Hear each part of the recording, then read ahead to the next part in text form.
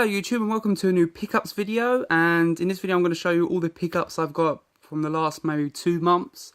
There's quite a lot of PS4 stuff, so we're going to get started on the more retro game stuff first. So yeah, let's get this started. First up is one of the very happy to own is Castlevania for the NES, the PAL version. I'm really happy to own this version, and you know, as it's a big month for Castlevania with the 30th anniversary soon coming. Always wanted to own the original Castlevania, and now I do, so that's great. Moving on, Godzilla NES. I did actually get both Godzilla and Castlevania in a bundle, so I'm really happy to own this one. Not a lot of people care about this, I see, because it's a relatively cheap game. Always wanted to own it, as I'm a big Godzilla fan, and the artwork on this is really, really good. So yeah, I'm happy to own both those games. Next up is a Japanese Resident Evil game for Game Boy, Resident Evil Gaiden.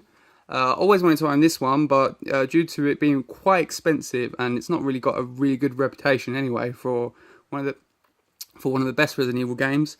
But yeah, I finally own this, and I can play it thanks to my Retron 5. Works fine. From what I played, yeah, it's not brilliant, but I don't think it's a completely bad game in itself for what it was, you know, for the Game Boy Color. So I might have to replay that sometime. Next up, yet another Resident Evil game from Japan, which if you saw my comparison video, you already know, and I have this. This is basically Resident Evil Code Veronica, the Japanese version for the Dreamcast, and it's a great bundle. Very happy to own this. Yeah, next up, another Resident Evil game, and this one's Resident Evil Survivor 2, Code Veronica. So I'm practically very close to owning every Resident Evil game out. The only ones I'm missing now is probably Resident Evil Deadly Silence, Resident Evil Dead Aim, and Resident Evil Outbreak 2. So yeah, I'm very happy to own this one. And what I played for it is quite fun, but the only criticism I would give was that there's technically no speaking in it. You know, there's no dialogue, and I find that kind of poor, to be honest, you know.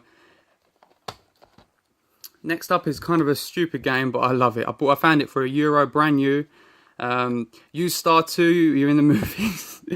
It's quite good, actually. I've had a lot of fun with it. The servers are down. There's practically no point in playing it, but I did pick up a PlayStation Move controller recently in case if I get the VR next month, which I'm hoping to get.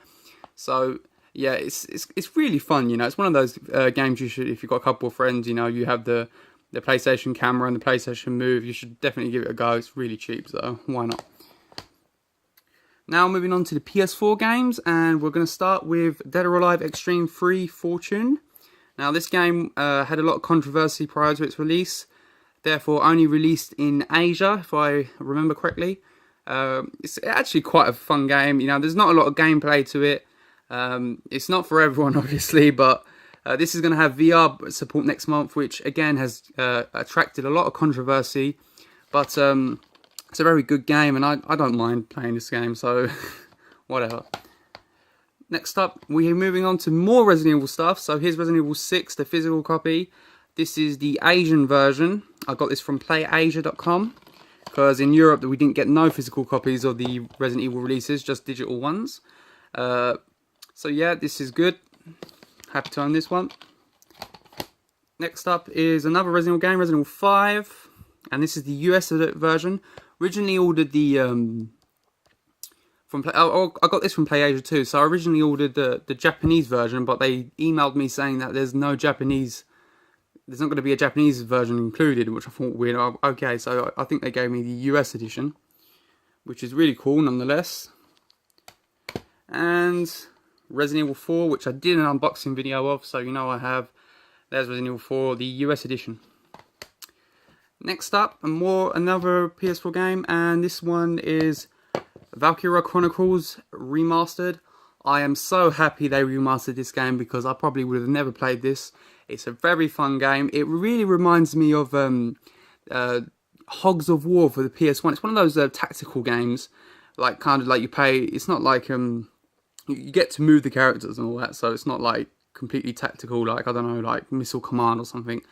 But this one's really really fun game. I love the anime style to it, and I ain't completed it yet, and I can't wait to. I have to get back to it, but very fun game. For the price tag, definitely get it.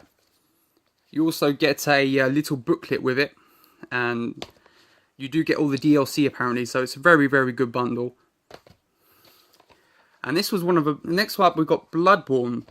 Now I haven't played it yet, but I couldn't resist getting it. Why? Because I was in a boot fair and I got this for €5, and I was like, well, if you're selling it for €5, I'm taking it.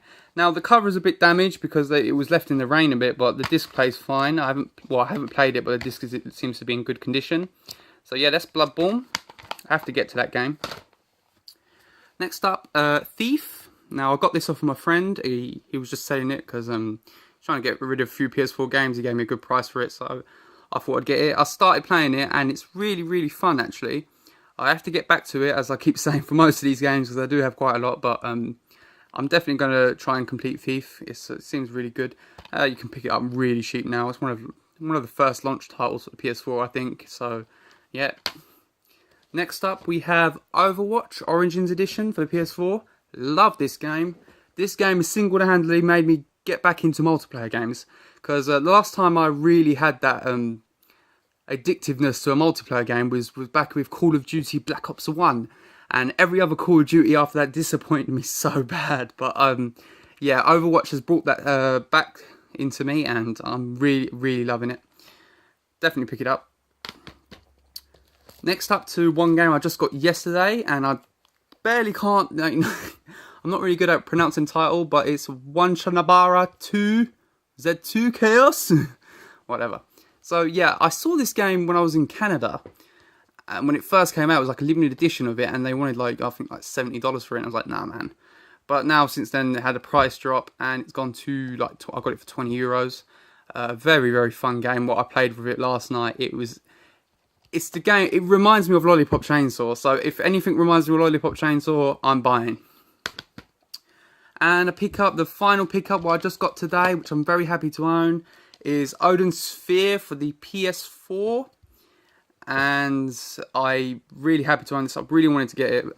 I've been looking at the screenshots. So from what I know, this is a remake of the PS2 game, and they just remastered it and remade it in PS4 format. I think you can get it on PS Vita and PS3 too. So yeah, I can't wait to play this one. I think I might play this just right after the video. So thank you for watching my latest pickups video. I hope you enjoyed the video. If you did, just go ahead and subscribe, and I'll see you next time.